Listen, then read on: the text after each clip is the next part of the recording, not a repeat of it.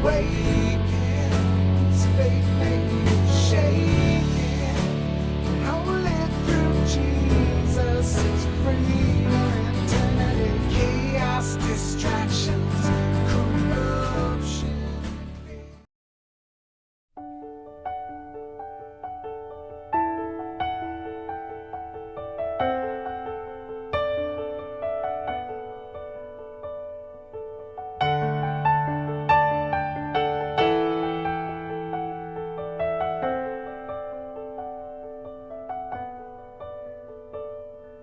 Behold, bless ye the Lord, all ye servants of the Lord Most High, which by day and night, standing in the light, in the temple of the Lord, I fall down on my knees. I will bless the Lord. I lift my hands to you.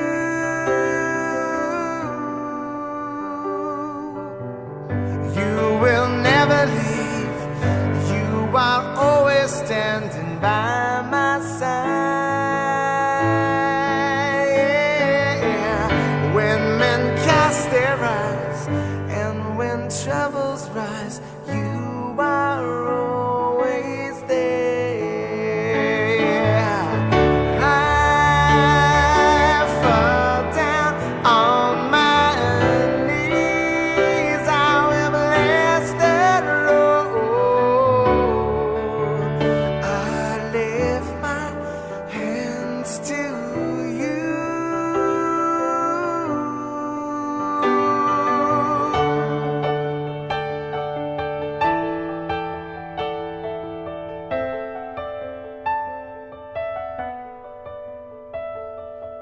You are all I ever need. Jesus, you have set me free. I will worship you alone. You will come to take me home. You are all I ever need. Jesus, you have set me free. I will worship you alone. You will come to take me home. You are all I ever need. Jesus, you have set me free. I will worship you alone. You will come to take me home. I fall down on my knees. I will bless the Lord. I lift my hands to you.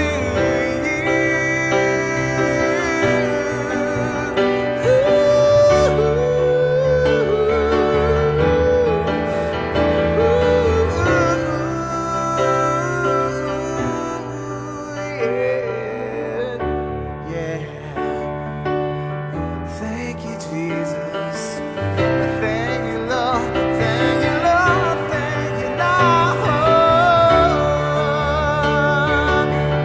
Fall down on my knees. I will bless the Lord.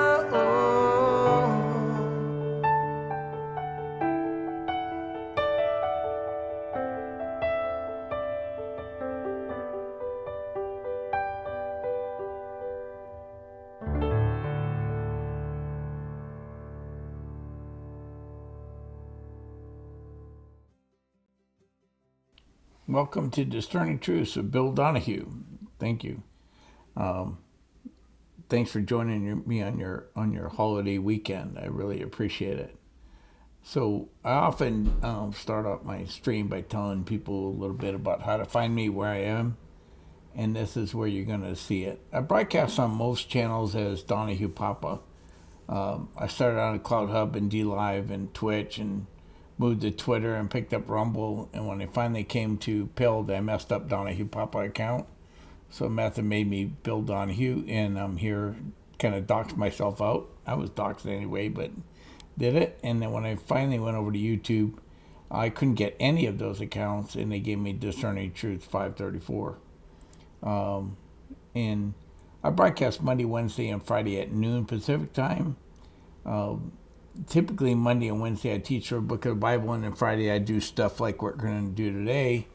But this series on the Exodus, movies and books and stuff that are out there, is a 6-part series, and I couldn't do it on 6 Fridays. That seemed crazy to me, so I'm taking Monday, Wednesday, and Friday each week and doing it. And then on Tuesdays I generally join Neil.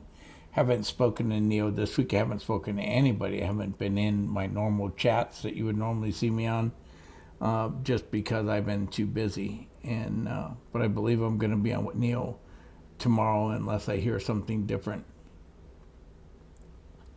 While I love all your comments in the chat, I love to see that people are there. It makes me feel better than I'm talking to the echo chamber.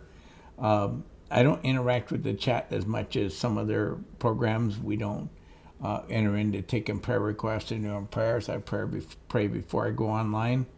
I'm here mostly to teach, and if you have a question and I miss it in the chat, just email me.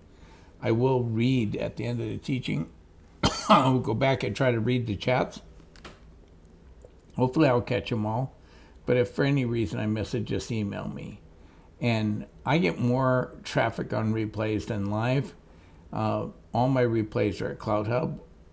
Only a few are missing from Rumble, and they're all at YouTube. And YouTube has the added benefit of playlists. So all these Exodus will be under a playlist called Exodus. Okay? And then at the end of my streams, I create a PDF of everything I put on the slide and upload it to Discerning Truth on Telegram, so you can download my notes and then look up the verses yourself and any references I have, and move on from there. I normally always promote my friend Michael Beatty. He's been off for a few days. He's in Atlanta doing things for the trying to get Trump reelected and meeting with Dilly and that. So I'm not exactly sure what day Michael's coming back to be on here, but I don't believe there's going to be a show tomorrow, today or tomorrow. But he normally broadcasts Monday to Friday at 5:30 a.m. Pacific time. And then on Sunday morning, his wife Linda joins him, and then they are going through Psalms. So he's always a good thing. Just find him, Miguel California, on Rumble or one of the other channels he broadcasts on, and just look for the alerts, set up for the alerts. So with that, I'm going to get into this introduction. Now, in part one, I concentrated on showing you some of the evidence corroborating the biblical account for the Exodus from Egypt by Israel. And I also explained why there's such difficulty in setting a specific date for the Exodus, because of problems with the Egyptian chronology and some gaps in the biblical chronology. So people that set exact dates are already starting off on a bad foot when you're doing this. But we dealt with that, and I tried to show you what real evidence looks like. It's footnoted. It's sourced. The sources are cited. The sources are experts in the field, right? You're corroborated by multiple witnesses, multiple experts in that.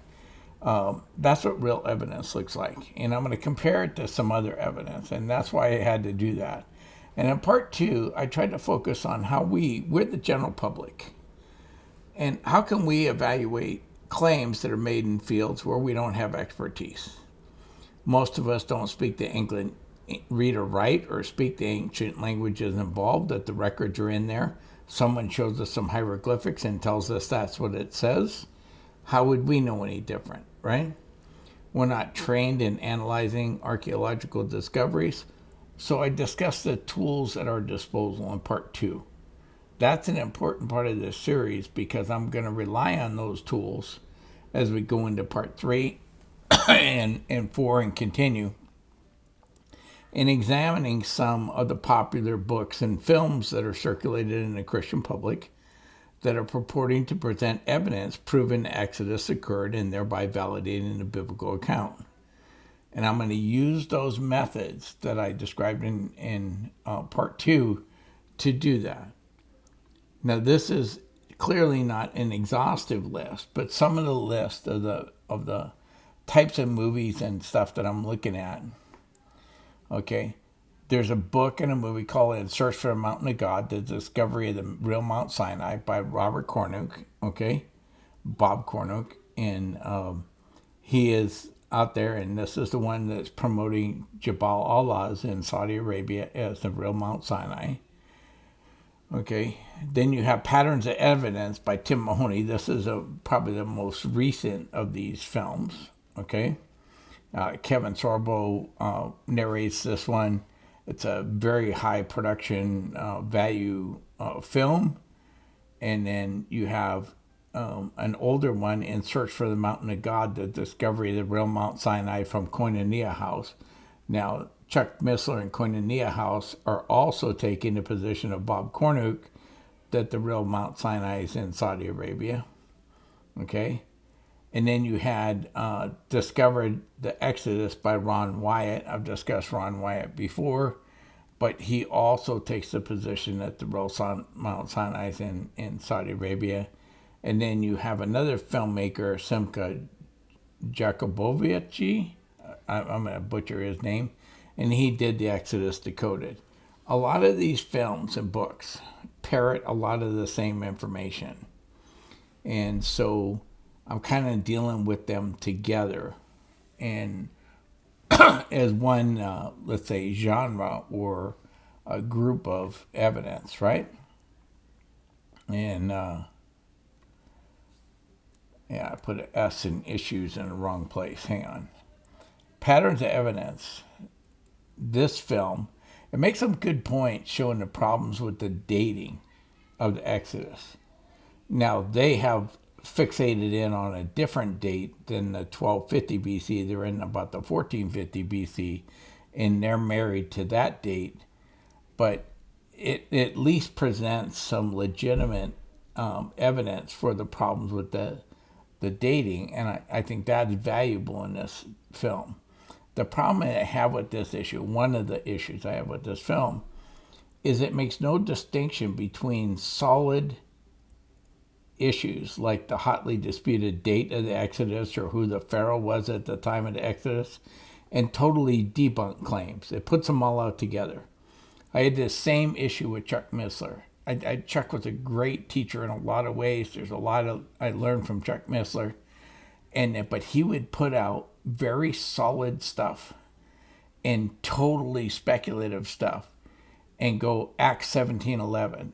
Be like the Bereans and search the scripture daily and see if what I say is true. Now, I agree with that.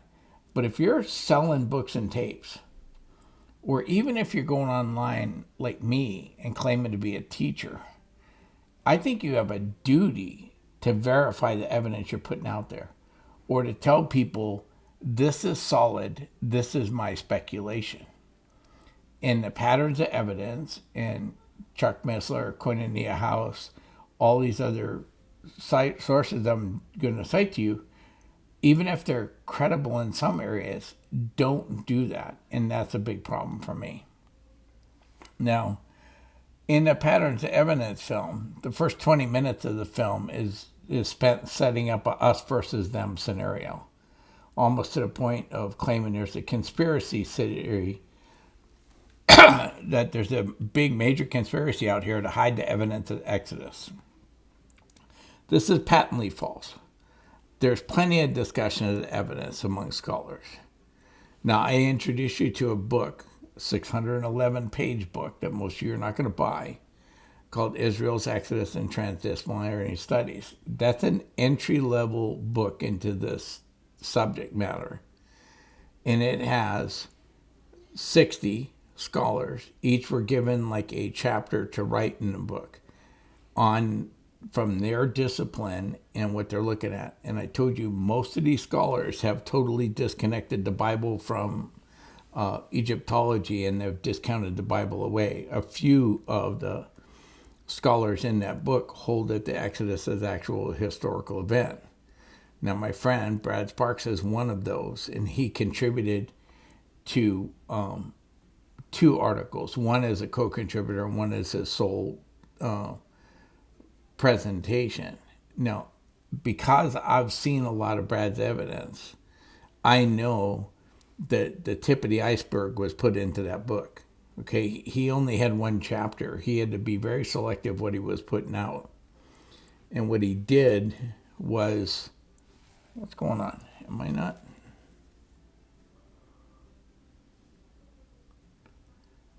I'm just trying to double check what's happening because I'm seeing on my restream something very different than what I'm expecting.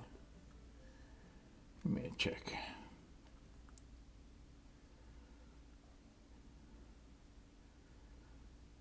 Okay, I'm hoping everything's broadcasting well because restream looks crazy to me. Okay? But like I said, I've seen Brad's got an enormous amount of evidence that he is collected. Now, Brad's not, he's done some field work, but he's not primarily a field work. He's a researcher.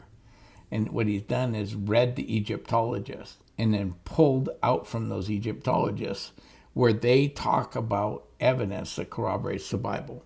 The 10 plagues, the crossing of the Red Sea, the destruction of Egyptian society, that kind of thing.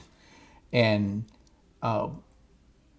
presented it in. And these are all Egyptian sources.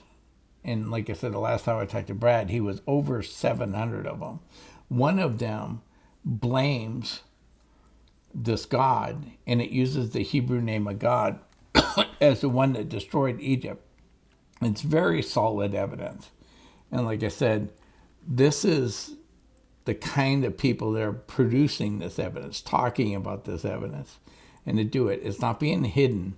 It's just being interpreted through a different worldview, a worldview that doesn't consider the Bible accurate for the most part. Now, many of these people do consider accurate, right? And like I said, many Egyptologists have totally disconnected Egyptology from the biblical narrative, right? Because they don't think the Bible is an accurate record.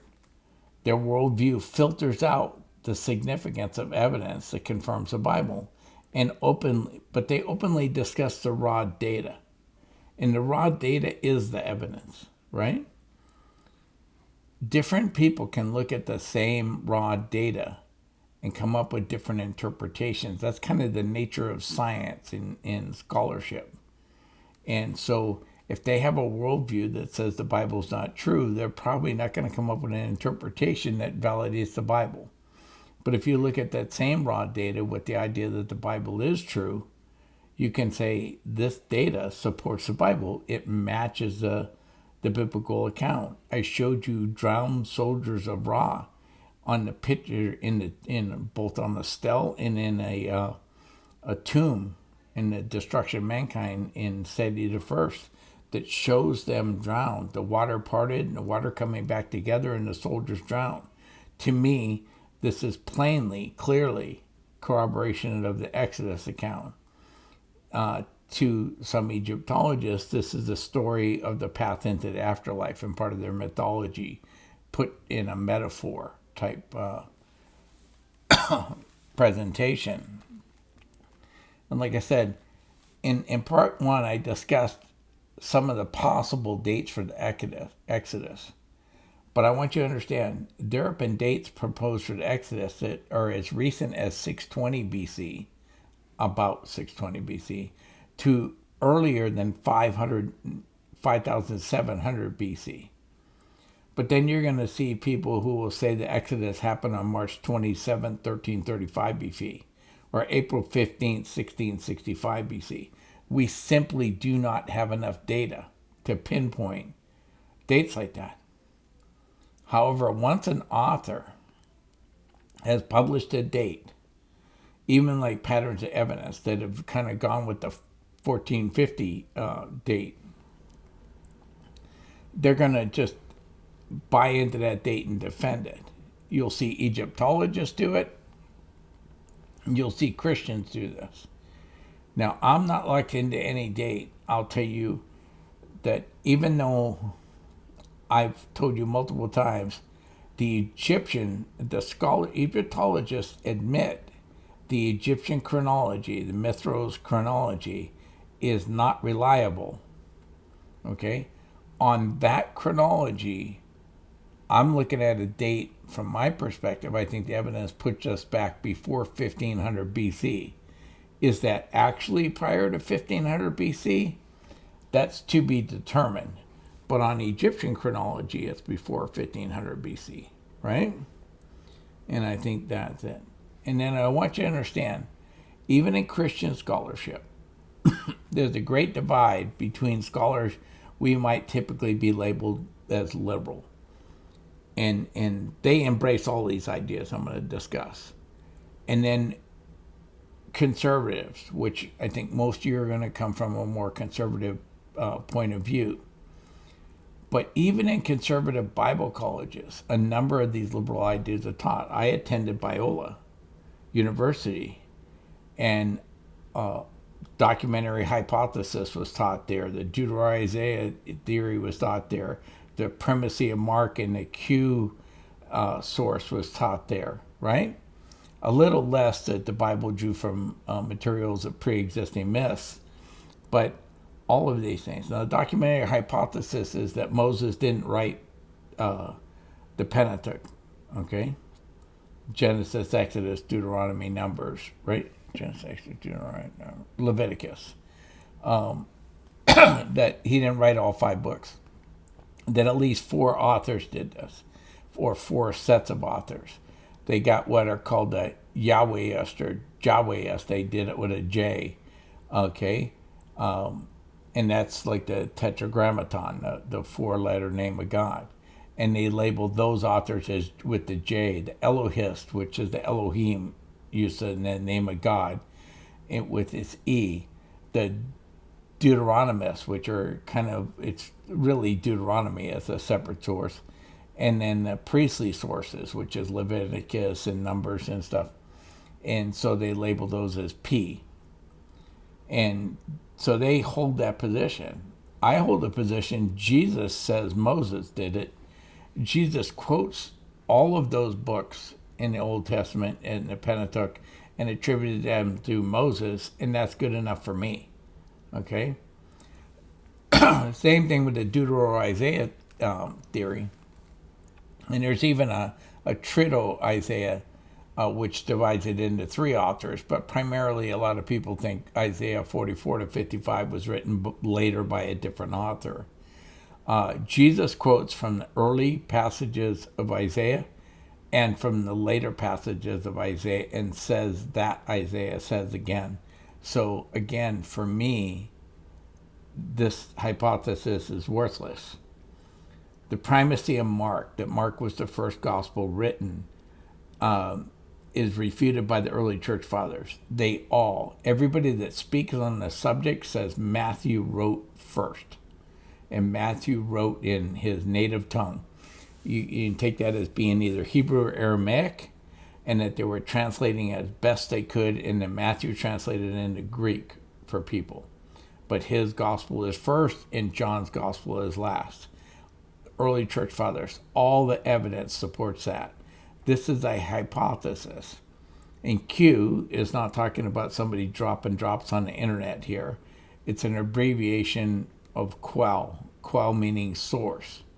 And so they think the gospel writers, Matthew, Luke, and John, used Mark and this Q document, which is unknown. I'm going to tell you, if there is such a thing as the Q document, it is very likely the Hebrew version of Matthew, right?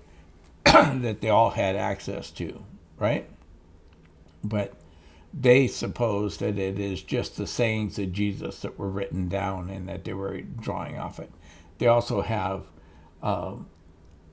M document like Q, there's M and L, and those are sources that were only used by Matthew and sources only used by Luke, right? In their theories. None of this has any merit, in my opinion, but this is all taught even in conservative scholars. And the idea that the Bible drew from material of pre-existing myths, I think this is problematic. How it's presented. There's at least 7 different stories in the Bible: creation, the flood, and that have counterparts in older material. Okay, older than the Bible. The question is, did the Bible quote from those earlier sources? Or is the Bible and those sources using a common cultural memory, common cultural history, and to present it forward with the Bible offering corrections to those other myths? Now that's where I'm going to land. But some people think that they quoted, and if they did, it wouldn't shake me at all. I don't see this as a problem. I just don't think that's the best explanation for the thing. Now, these popular movies, and like I said, I'm dealing with patterns of evidence right now.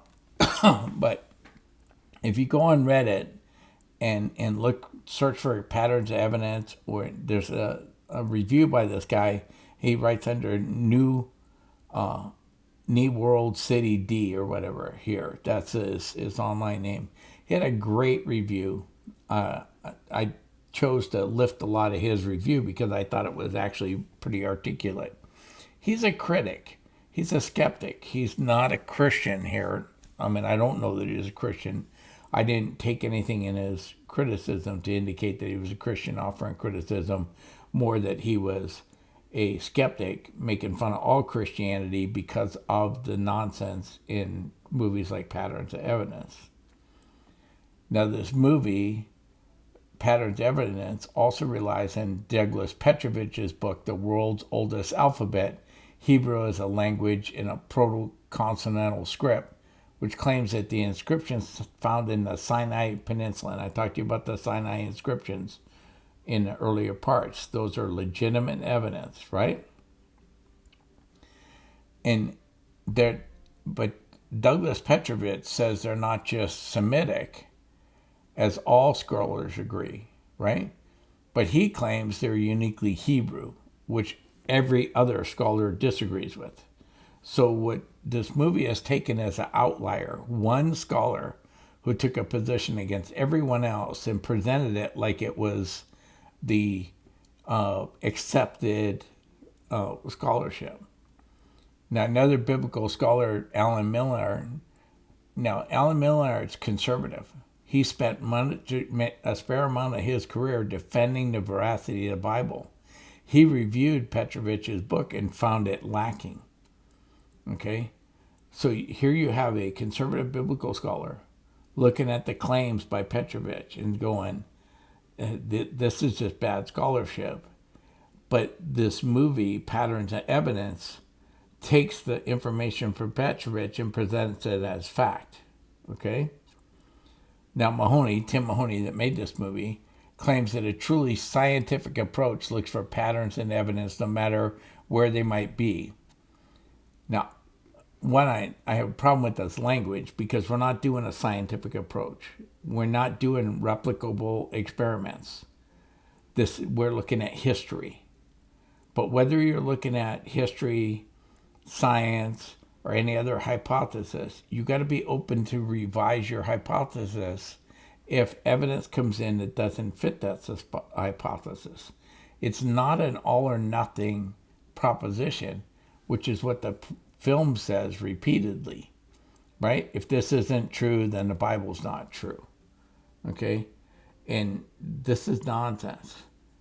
If their interpretation's false, it doesn't make the Bible false, okay? Now, in this movie, Roald discusses a Syrian appearing house found at a place called Avaris. You're going to see Avaris used as another Arabic name a little later, and I'll show you that it's the same. His argument is that it belonged to Jacob and his sons. Roald then says that the yard and the palace has 12 main graves. Now, I put you in the sketch of the layout of these graves, okay? you can count them, not on this slide, probably you'll have to get the PDF and blow it up to do it. But there are 21 graves that I can count. Now, this article says there's 27 graves, but some of these graves have multiple bodies in it. And I think that's where we're getting a discrepancy, that if there are 2 or more bodies in a grave, they're counting it as 2 or more graves, right? But there's 21 physical grave locations, not 12. So they even present this palace and claim there's 12 graves there. And all you have to do is look at a little bit of research, and you can pull up a diagram of this palace and the graveyard, and there's 21. And so my first question, because I start with Scripture, as I suggest all of you do, where in Scripture does it say or even hint at the claim that any of Jacob's sons died and were buried at Avarice? Is that anywhere? Do you see this? I don't see it anywhere, right? The next thing Roll does is he's looking at this next section, and you can see there's 12 columns that are circled, right? But there's 30 columns in the room. And he arbitrarily picks these 12 columns and says they represent the 12 sons of Jacob. Well, why are we dismissing the rest of the columns? Okay? There's 30 columns in the room. How are you arbitrarily just picking 12 of them and saying they're evidence of the 12 sons of Jacob? But that's exactly what Patterns of Evidence does, and presents it as evidence supporting their position. But let's say we were to assume Robe's hypothesis that the 12 columns must represent the 12 tribes. Then when you look at the hypostyle hall at the Temple of Karnak, the central nave is supported by 12 huge columns, which are 21 meters, 70 feet high, and then at the sanctuary at Amenophis, the third, right, there's a separate section that contains 12 columns. And can we go to any other site and arbitrarily separate out 12 columns in other palaces and say there are 12 tribes? Why wouldn't they also all represent the 12 tribes? This is not scholarship. This is nonsense, right? And then the film claims that there are statues here, and we're still talking about Avarice, that are clearly of Israelites, okay? Now, Charles Ayling, he mentions how 3 things about the statues, that should say statues at this location, the hairstyle, the yellow skin, and the weapons all indicate that they're Syro-Palestinian man, right? I think he's focusing on one of the statues. But it's a leap to say that that Syrian-Palestinian man must be Joseph, right? Or that someone with a career remarkably the same as Joseph had. Where would you get this? And if you want to dig into this thing, there's a scholarly article by Robert Seiss called The Statue of the Asiatic Man in Tel al-Dab in Egypt. Now, this is Avarice. This is the other name for Avarice, Tel al-Dab. Okay? And the very first thing that Shestel mentions, okay, that this location was a meeting point for Eastern Mediterranean cultures. Shestel mentions several details that contradict what the film has claimed thus far. There are 27 tombs, not 12. The tombs are from multiple time periods, not just one. That's a big deal, right? The larger-than-life statues of non-royals, though rare, can be found in a range of time and statue dates in colorful attire across this whole area, okay? So it's not as common to have people that are non-royals in statues, but it is not exclusively royals that are done in statues, right? And the fact that the attire represented an Egyptian Asiatic style mixture, which indicates clothing portrayed by the statue was made in Egypt, not a foreign country, like Joseph's Technicolor Dreamcoat, right, was made for him in Egypt. this colorful clothing does not indicate that he is Jewish or Joseph. Okay? The next piece of evidence Roll mentions is a waterway called Bar Yusuf. And he says it's called the waterway of Joseph, saying the name goes back thousands of years. However, the name is Arabic, indicating it is a Muslim name for a waterway. In the second 2000 BC, it was called Merwer, the Great Canal. It is not until the time of the Arabs that it becomes Bar Yusuf. Okay? And then Bryant Wood mentions a scientific or significant economic shift that happened in ancient Egypt. And he says that at that exact time, see these phrases, that'll be red flags for you. At that exact time, Egypt was divided into districts and economic power moved from the districts to the pharaoh. Wood claims that this can only be explained by Joseph's famine policy. Remember 7 years of abundance, 7 years of famine, and they took the grain to survive the famine? But no evidence is given of this in the film, right? Wood never even identifies which time period or which pharaoh he has in mind, okay? But he says that exact period, as if he just presented you some evidence. And then Roll mentions that the pharaoh, I apologize for my pronunciation of all these other names. Amenemhat III, who's around 1850 BC, according to Egyptian chronology. Understand? Which I've already told you is speculative. He says that he built this pyramid near Merwer, this great canal, right? The waterway of Joseph, right? And the film presents this as an important piece of evidence, but provides not even an explanation as to how it's even relevant to the discussion.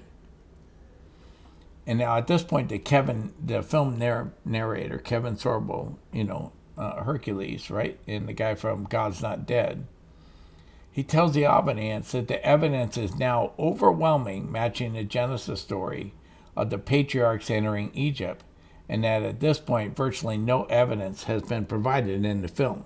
I mean, I'm not kidding. At this point in the film, not one piece of actual evidence has been provided, and they're already declaring it as overwhelming evidence. The only things shown to us are a palace, tombs, and a statue at Tel Adab, Avaris, right, by Roll, repeatedly exaggerate the importance of certain details and conveniently omit details that contradict their claims. The film has no interactions with skeptical scholars, right? That's the nature of scholarship. You present your idea, and then you have people that have different ideas, and they point out where ideas might be weaker, right? They criticism, and they offer different hypotheses. And that's how you work to the truth. These films don't do any of that. Now, Sorbo mentions that there is one other important piece of evidence from the tomb with the statue, and Roll reveals that there were no human remains at all, which the film presents as evidence that Joseph's body was removed from the tomb and taken to Canaan, as mentioned in the Torah. Now, what's mentioned in the Torah is Joseph's body was taken to Canaan. Doesn't mention it was removed from any tomb. Doesn't mention he died at Avaris. None of this. This is all they're adding in. And when Mahoney pitches the suggestion that grave robbers may have taken the body, Roll very emphatically says that it's not a grave robber because nobody takes bones. Well, that's just absolutely not true. In fact, grave robbers in the Near East were known for taking bones and body parts from tombs, especially if they desired them for religious purposes. Aside from the fact that the tomb was completely plundered, which Schills points out on Bone 175, bone fragments were found in the tomb. So that there's no bones, according to Roll, but according to this actual scholar, there were bone fragments in the tomb. And it belonging to an adult male and a mature female. So there were two bodies in this tomb at one point. Mahoney's documentary is built on David Roll's line of argument from his book, but Roll has just proven himself unfamiliar with even the material in question, right? It seems like David Roll hasn't even read the material. And I just pointed out on slide 11 of this presentation, right? There are human remains in a number of these graves, and some of the graves contain remains of multiple humans. So which ones are for Jacob's sons? And like I said, where in Scripture does it even claim or hint that Jacob's sons died at Everest or were buried there? Where's this idea come from? There is no evidence. You just make it up. You say, oh, this is a big deal. This proves the Bible. Then this papyrus is called the Brooklyn Papyrus, okay, because it's at the Brooklyn Museum, okay. Now this is from the late Middle Kingdom. This is how Egyptologists date it, right? And the papyrus contains a list of names, many of the individuals who were slaves. Now, Patterns of Evidence claims that 70% of these names are Semitic. I want you to pay attention to that name, Semitic, right? Indeed, the film equates finding Semites in Egypt with finding Israelites. But there's many problems with this idea, okay? What are Semites? Who are Semites, right? And the first thing you've got to understand, according to scholars, Semites refer to anybody who speaks one of the numerous Semitic languages, okay? And this is going to include all Arabs, Jews. It's going to have people from Babylon, and all these different areas are all Semitic languages, because biblically, a Semite is a descendant of Noah's son Shem. And if you look in Genesis 10 and you look at the genealogies, a lot of people descended from Shem who are not Israelites. So finding Semites in Egypt or finding Semites at Everest is not the same as finding Israelites there. And the next problem is that none of the names on this papyrus have the distinctive marker of Israelite names, like Yahwistic names, something that contains Yahweh or some form of Yahweh, Yahu, Yah, etc. in the name. Many of the names are compounded with pagan gods, such as Anat, Baal, or Rapsers, which is inconsistent with them being Israelites. But Roll doesn't, in this film, doesn't point out that problem with their theory. They just say, hey, this papyrus has these names of slaves and they're Semites, therefore they must be Jews, right? Mahoney says he doesn't care if Roll's theory is controversial, he's just going to stick with it. Hear this? And I don't care if it's controversial, but that's not scholarship. Mahoney's not objectively seeking to determine if the Exodus happened. He's seeking to prove it did, even if the only evidence he finds is flimsy and the theories are on the fringe. He openly expresses his desire to prove a conclusion he reached before he started. And for the first 40 minutes, show his sources making imaginative leaps, ignoring contrary information, and stating outright falsehoods. We're 40 minutes into the film, okay? And we have this problem. Now, Roll discusses the archaeological evidence for Hebrew slavery in Egypt. Part of his evidence is the short lifespans. He notes that people at Everest lived 32 to 34 years, and then claims that slavery explains that. But Ike Maynard Winkler and Harvard Woking, okay, these are scholars who actually studied this. The skeletal remains at Everest at Tel el-Dab noted, as with other Neolithic and Bronze Age populations, the average age of death is very low. Okay, and I'm giving you the site. You can look this up, and this came off of page 140 of their book. Okay, now this is not written in English for me, so I took, and I told you I pulled this information off of that Reddit criticism, and I'm taking this claim valid from this critic because the other stuff in his article is valid that I was able to verify. So I'm giving him the benefit of the doubt. But if anybody can translate that, from German and tell me whether I'm right or wrong, I'm okay with that, right? But much of this film is based on other claims that have already been debunked, i.e. Ron Wyatt and the Exodus, Simca Jacobovici, the Exodus Decoded, along with other similar films by Ron Wyatt, Bob Karnick, Jim and Penny Caldwell, Dr. Kim, and Chuck Missler.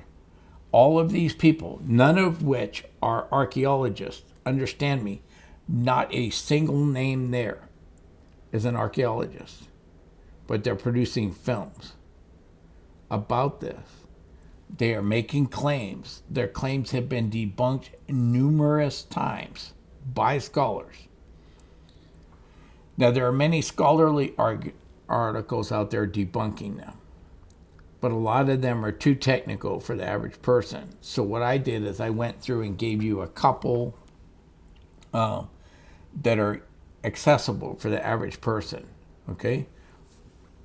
Now, Lambert Dolphin's website, down here where you see Brad Sparks and Gordon France, Lambert Dolphin's a physicist, and but he's also writes a lot on the Bible, and then he has some articles by guest people, and the article by Brad Sparks and Gordon France are on there, and they debunk these claims significantly. I'm going to deal with Brad's because, like I said, I'm more familiar with Brad's data, and I 100% see Brad as a solid scholar. Gordon France is also a solid scholar. I'm not worried about him. But because of my personal knowledge of Brad, I've stuck with him a lot. And an article by Brad Sparks, linked on the previous slide, lists 20 problems with the theories promoted in the film Patterns of Evidence. Now, Brad wasn't critiquing Patterns of Evidence. His article was in response to earlier books, including the ones by Larry Williams and Bob Kornicki, In Search of the Mountain of God, that discovered the real Mount Sinai. But Patterns of Evidence is parroting the same nonsense. So the criticisms applied to both, right? And he lists 20 specific problems and debunks 20 specific claims, right? And later, I'm going to include information I compiled. I personally reviewed a film by Chuck Missler and Koinonia House called The Mountain of Fire, The Search for the True Mount Sinai. That's my review, and we're going to hit through that. And I will show you where I debunk some of this stuff, okay? It is the nature of scholarship for people to come up with different hypotheses. So my objection to these peddlers of these ideas is not that their ideas are different than the status quo. I spend much of my time teaching things that are contrary from the status quo. When I teach you how to interpret the Bible, I'm running contrary to the majority of evangelical thought. I'm not running contrary to biblical history. I'm not running contrary to what scholars talk about, but I'm running contrary to what is taught in most churches, right? I'm not against people arguing against the status quo because sometimes the status quo is wrong. But I strenuously object when people intentionally mislead the public, right? About the evidence or people peddling claims that have been completely debunked, right? If it's already been debunked and you don't have a refutation for that debunking, it is your job, in my opinion, to tell people, hey, I still hold it as position, but this scholar has said I'm all wet, right? And like I said, this next section is the movie by the Koinonia House that I reviewed for somebody at my church, at the last church I was an elder at. But these criticisms are going to do that. And the blue on these slides are timestamps. I want you to watch these timestamps. At 138 into the film, it incorrectly states that the Israelites were slaves in Egypt for 430 years. There is no evidence that Israel were slaves for 430 years. In Exodus 1:1 through 7, we find Israel doing very well in Egypt. And then in Exodus 1:8, we find a Pharaoh who arose who knew not Joseph. After that, they were turned into slaves. So some fraction of that 450 years, 430 years, they were slaves. And so they don't even have that fact right from the Bible. At 304 into the film incorrectly claims that Baal-zephon means the God of the unknown. Okay? It is found in Exodus 14:2, and it means God of the North. You can check any commentary, a lectionary, look it up, what it means. Okay, at 650 into the film asserts that the discoverers of all the so-called evidence are archaeologists. None, not a single one of the supposed discoverers here listed above in these videos are archaeologists, historians, or know anything about the ancient languages involved, nor have any of them had any training in archaeology, geology, or the other sciences needed. So this is a bold-faced lie, okay, in the film, being put out by a Christian ministry, made a bold-faced lie as to who's come up with this evidence, right? And I want you to understand, Ron Wyatt, the biggest charlatan, presents himself as a modern age Indiana Jones, right, of the Seventh-day Adventist Church. He claims to have found Noah's Ark, the Ark of the Covenant, the golden chariot wheels, markers with Paleo-Hebrew writing that marked across the Red Sea, and hundreds of other discoveries. He has never produced any verifiable evidence supporting any of these claims. The artifact what do you call it? The shape on Mount Ararat that he claims is Noah's Ark is the wrong size and shape to be Noah's Ark, and it is made of stone, not petrified wood. It is stone debris. So that's not true. The Ark of the Covenant that he supposedly photographed has already been shown to be a fraud, that it doesn't match the biblical description. There's a lot of things in Ron Wyatt. You see Ron Wyatt name on anything, run for the door. He is not a credible source. Okay? Now, Robert Cornick, who I call Bob Cornick, that's how I known him, or I don't know him personally, but I always heard him as saying. He tries to defend Ron Wyatt's claim that Jabal al-Lawz is Mount Sinai, and he says there's a debate why the top of the mountain is black. What he doesn't point out is that people arguing that the black is because the rocks or the mountain are volcanic are geologists, and the people arguing that the rocks were burned by the presence of God are people like Cornuke. So there's not a debate among people of equal education. There's a debate among people who know what they're talking about and people like Bob Cornuke. Okay? That's a problem. And then, now, Cornuke dropped Ron Wyatt had the idea that they shot and beelined across the middle of the Sinai where there was no water and they would all died.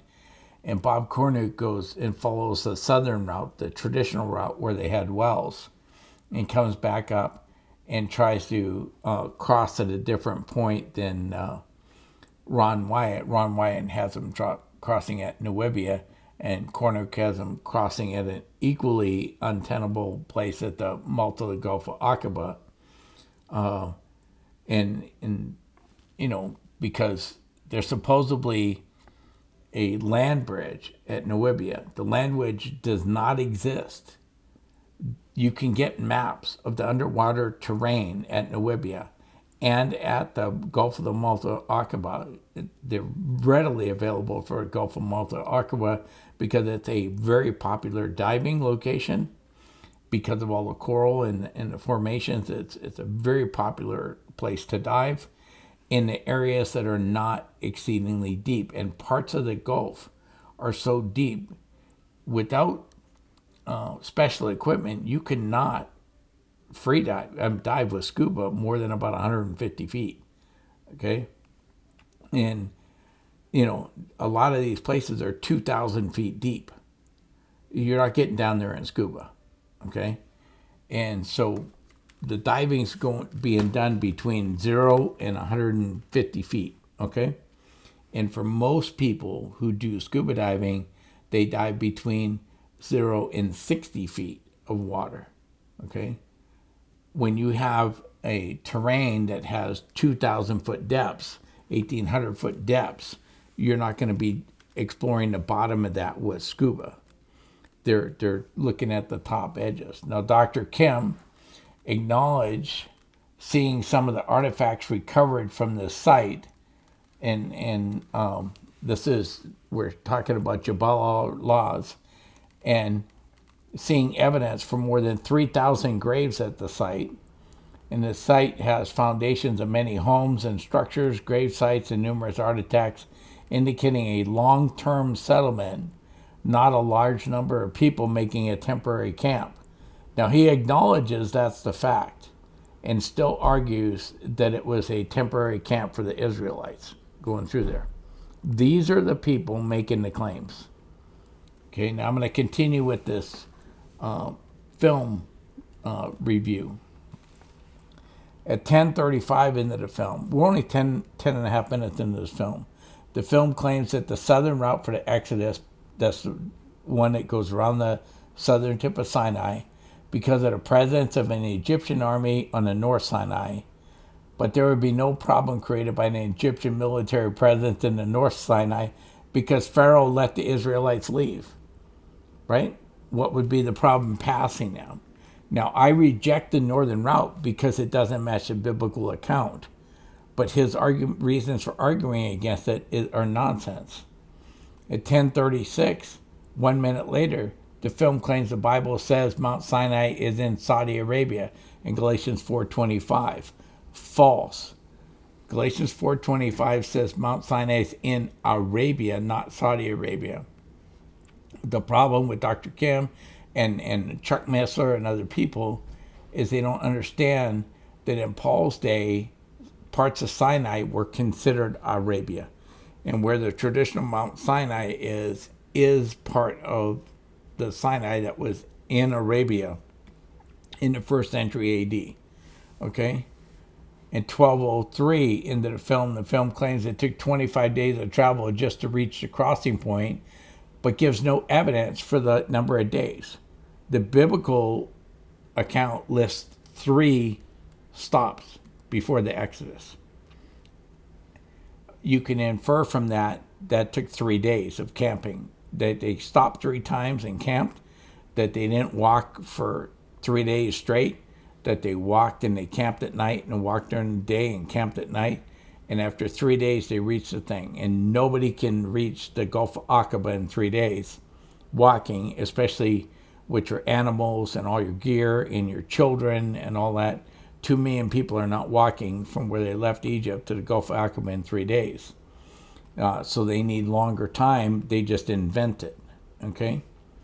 At 12:42, the film presents a slide that says the Gulf of Aqaba has a depth greater than 2,000 feet, but the narrator explains, they put up the slide showing you the truth.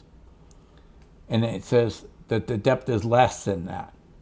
He uses maximum depths, not average or shallowest depths, and this will become important when they discuss the supposed land bridge, okay? Because in the land bridge, in this film, they neglect to show you that there are huge cliffs and valleys, and you would need climbing gear to get over this stuff, okay? And they're going to try to dismiss it all as coral growth, okay? And it's just not accurate or feasible, okay? In 15:15 into the film claims that the land bridge is, okay, well documented by Ron Wyatt. Nothing, absolutely nothing by Ron Wyatt has ever been well documented.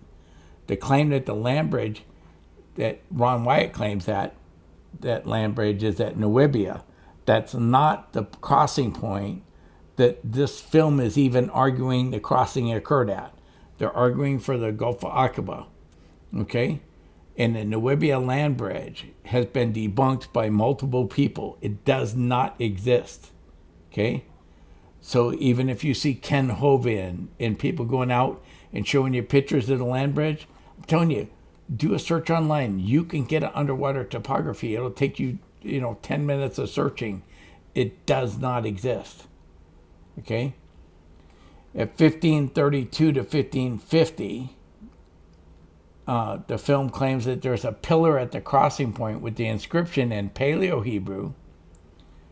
But not only is the photo or evidence of the pillar with Paleo-Hebrew writing, there's no photo of it. They didn't take a photo of this important pillar. They didn't take a pillar. But the film shows a photo of a pillar set in concrete used by the Romans. And there are other pillars set in concrete all along the Sinai, indicating it's a Roman pillar, not a pillar set there by Solomon. And Paleo-Hebrew was not the language used by the Israelites at the time of the Exodus. It was the language used by Solomon, and they claim Solomon set the pillar as a memorial of the Exodus. But they provide you no evidence. They just claim it's there.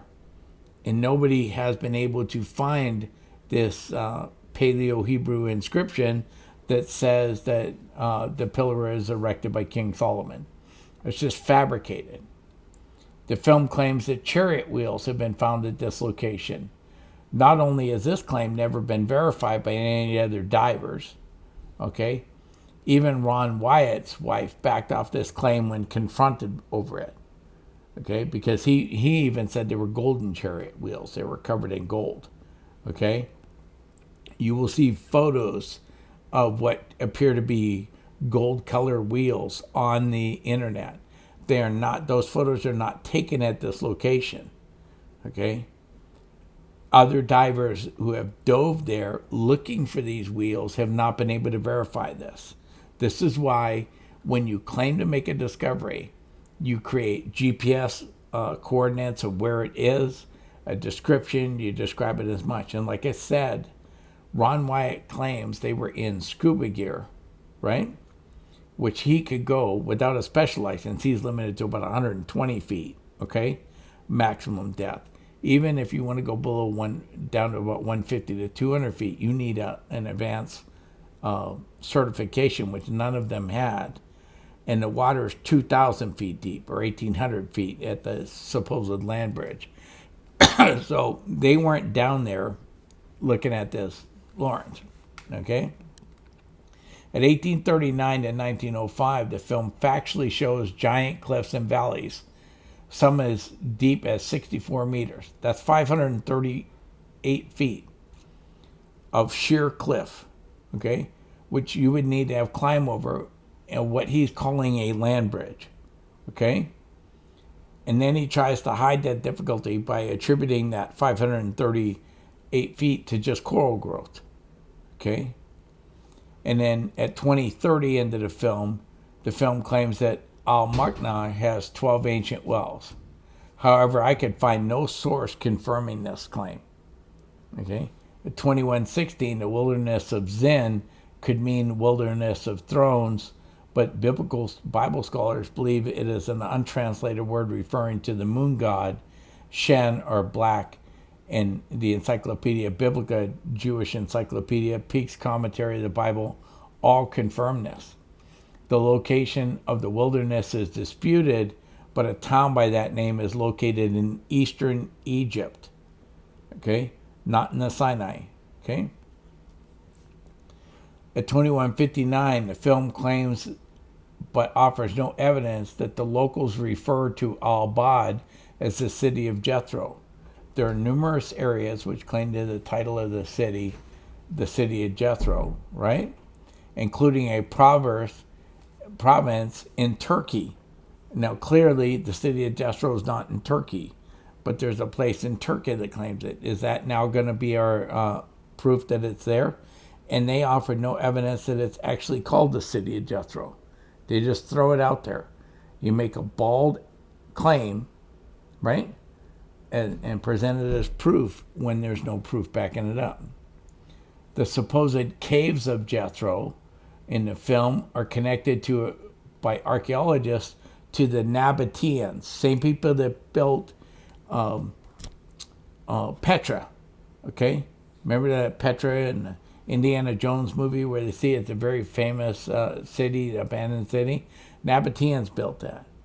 But Jethro's a Kenite. He's not a Nabatean. So the caves of Jethro are not going to be Nabatean in origin. The film's claim writing inside the caves identified them as the caves of Jethro, but they offered no photo of the supposed writing that anybody can examine. The film claims, without any evidence again, that the locals call the well of Moses. The well, traditionally known as the Well of Moses, is better known by the name Bir al-Saidin and is located in al-Makna, not al-Bad. But hey, what's a little detour? When you don't have the right proof, you just add new ones. And then the film identifies a split rock, and you'll see this all over my Instagram feeds full of pictures of this big split rock. And they claim it's the one Moses struck in that comparison. But if you compare the passages in Exodus and Numbers that indicate Moses struck the same rock at two different locations, okay? This is why Moses is not allowed to go into the promised land. Because the first time God told him to strike the rock, and he does what God commands. But then he was told to speak to the rock at Kadesh Barnea, and he strikes it again. And he broke the typology because the rock is Christ, and Christ is to be once smitten, once sacrificed. And because Moses does that, he is prevented by God from ever going in the promised land. This massive rock that is in Saudi Arabia could not have been one at the Mount Sinai and Kadesh Barnea. And why would it be back at this Mount Sinai? And in 1 Corinthians 10:4, Paul tells us that rock followed them through the wilderness. Okay? So why would it be at Sinai in the first place? Okay? So this split rock, there's no connection to it and the rock that Moses struck or was supposed to speak to. No connection to the rock that followed them through the wilderness. But they find a rock that has a crack in it and claim, oh, this is it. This is the rock the water came out of.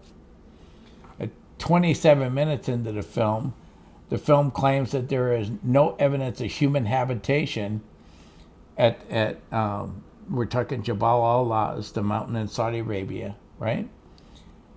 And then shows evidence of human habitation. Okay, this is what I mean. They make a claim, and then in the background they show you evidence. And Dr. Kim claims they have found 3,000 graves there. And there are foundations for homes, fixed homes, dwellings, right? And not for tents. There are hundreds of artifacts, including animal pens and stuff. But they have no dating offered to the artifacts to even say if those artifacts in any way connect to the Exodus. Okay? At 28:30, the film claims that the rocks on the mountain have been melted. Jabal al-Laz is a volcanic rock. It is the nature of lava to melt rock. Okay? The black rocks are volcanic, right?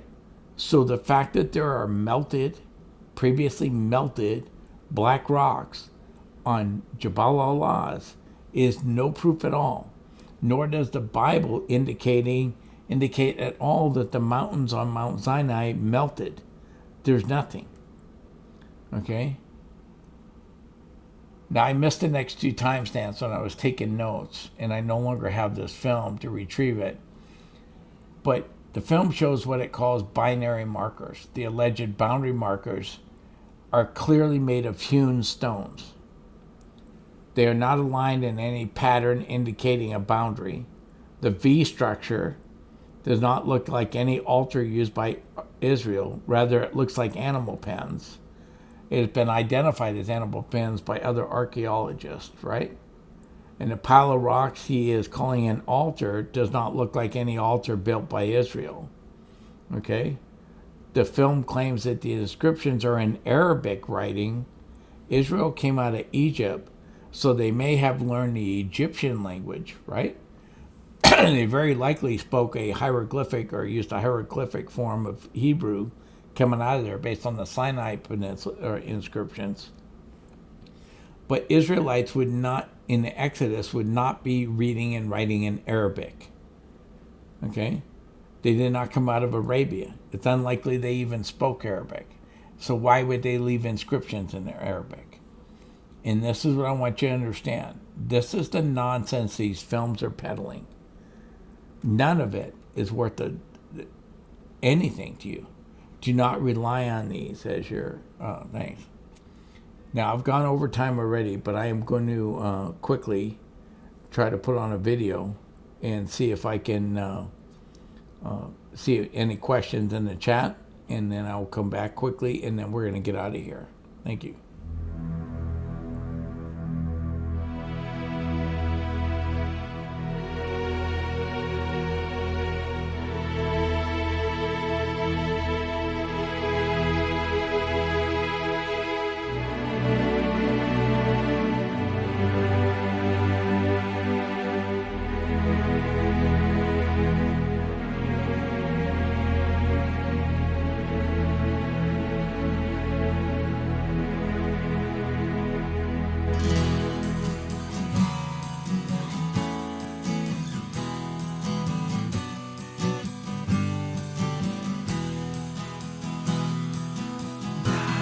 To us, Lord, not to us, but to your name be the glory. Why do the nations say, where is their God? Our God is in heaven, he does all that he pleases. May the Lord cause you to flourish, both you and your children. Their idols are silver and gold made by humans, with mouths that can't speak and eyes that can't see, ears that can't hear, noses without smell, and hands that can't feel, with feet that can't walk. May the Lord cause you to flourish, both you and your children. You who fear him, trust in the Lord. Okay, I cut the music because I can't get into any of the chats. Having a little difficulty today to read your questions, so I'm going to get out of here. We're already late, and God willing, I'll be back Wednesday, and I'll find out from Neil if we're doing it with Neil. But thank you very much, and thank you all for joining me on your holiday.